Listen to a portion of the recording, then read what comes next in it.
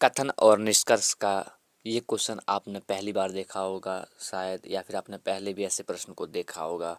तो क्या आप ऐसे प्रश्न को इजीली सॉल्व कर पाते हैं? तो चलिए आज के इसी क्वेश्चन में आपको देखते हैं कि आप इसे सही सही बना पाते हो या नहीं।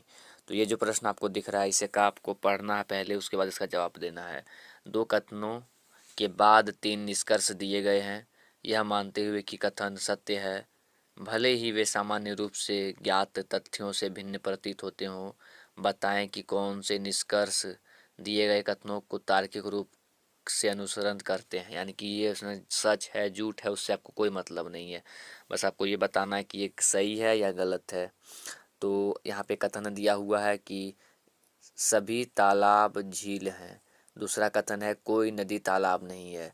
और निष्कर्ष यहाँ पे यह है कि कुछ नदी झील है, कुछ नदी झील नहीं है, और नदी झील है नहीं है, कुछ नदी झील है। तो यहाँ पे आपके पास चार ऑप्शन भी है, तो क्या सही जवाब होगा इसे आपको बताना है।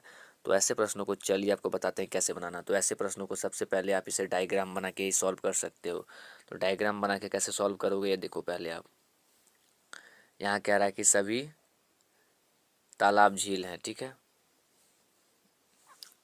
तो सभी तालाब झील हैं, तो सभी का सभी जो तालाब हो गया, सभी तालाब क्या है? झील है। तो ये झील के अंदर ले लीजिए इसको, झील के अंदर सभी का सभी तालाब को ले लीजिए। दूसरा कह रहा है कि कोई नदी जो है वो तालाब नहीं है। अगर कोई नदी तालाब नहीं है तो वो झील भी नहीं होगा। तो कोई नदी अगर तालाब नहीं है तो वो क्या नहीं होगा? वो झील भी नहीं होगा। इतना आपको याद रखना है।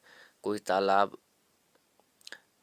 कोई नदी तालाब नहीं है, तो कोई नदी तालाब नहीं, तो ये नदी का डायग्राम हो गया। ये किसका हो गया? ये नदी का डायग्राम हो गया। तो कोई नदी तालाब नहीं है तो झील भी नहीं होगा। तो इस तरह से आपको डायग्राम बना लेना है। अब जब आपने ये डायग्राम बना लिया तो अब आपको क्या करना है?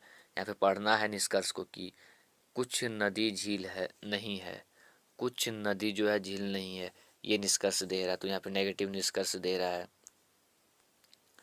और दूसरा दे रहा है नदी झील नहीं है। नदी क्या नहीं है? झील नहीं है। तो ये तो ठीक है कि नदी झील नहीं है।